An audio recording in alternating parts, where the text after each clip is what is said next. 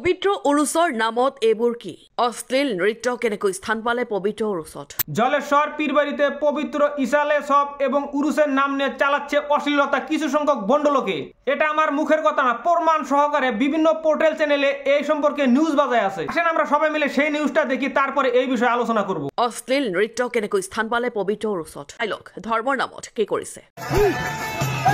এই ধরনের বন্ড লোকের জন্য আমি তাদেরকে বন্ড বলছি, যারা এই ধরনের বন্ডামি করে। এই ধরনের বন্ড লোকদের জন্য আমাদের ইসলাম ধর্ম মাঝে সময়ে সমালোচনার সম্মুখীন হইতে হয়। জলেশ্বর পীরবাড়ি উরুসে সবাই যে বন্ডামি করতে যায় তা কিন্তু না।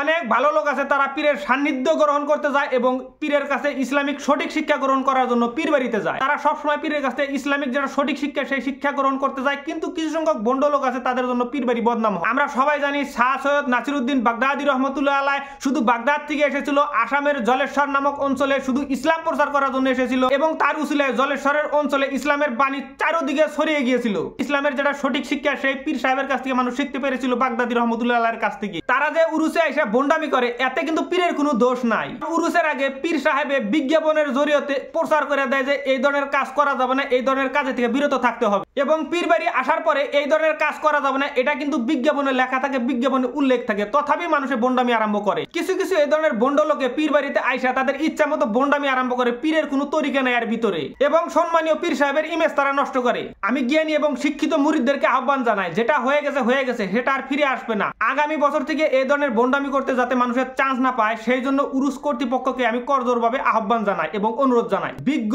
জ্ঞানী এবং পুরানা যারা মুরিদ আছেন তাদেরকে আমি আহ্বান জানাই, আগামী বছর যে উরুসটা হবে সেই উরুসে যাতে আপনারা প্রত্যেকটা ক্যাম্পে যাতে আপনারা নজর দিয়ে রাখেন, এই ধরনের যাতে বন্ডামি মানুষে করতে পারে না, এই ধরনের অশ্লীলতা যাতে মানুষে করতে পারে না সেই নজর রাখবেন আপনারা প্রত্যেকটা মুরিদকে আমি অনুরোধ জানাই। এই ধরনের বন্ডামি এবং অশ্লীলতা যাতে মানুষে করতে পারে না, মানুষে করতে যাতে সাহস পায় না সেই পদক্ষেপ আপনারা নেবেন, এই আহ্বান রাখছি বিজ্ঞ জ্ঞানী এবং পুরানা মুরিদদের উপরে। আশা করছি আপনারা নিশ্চয়ই আমার কথাটা বিবেচনা করবেন। আমি সবাইকে আহ্বান জানাই, আমরা এমন কোনো কাজ করব না যাতে এহুকাল এবং পরকাল দুইটাই আমাদের হারাইতে হয়। আমি সর্বশেষে মুসলমানদেরকে আহ্বান জানাই, আমরা যাতে সবাই ইসলামের যেটা সঠিক নিয়ম সেই নিয়ম হিসাবে যাতে আমরা সবাই চলতে পারি এবং ঈমান নিয়ে যাতে আমরা সবাই কবরে যেতে পারি। যদি আমার ভিডিওটি ভালো লাগে অবশ্যই শেয়ার করে দিবেন এবং অন্যদের দেখার জন্য সুযোগ করে দিবেন। আমার পরবর্তী ভিডিও দেখতে চাইলে অবশ্যই পেজটি ফলো করে রাখবেন। সবাইকে ধন্যবাদ এতক্ষণ কষ্ট করে আমার ভিডিওটি দেখার জন্য।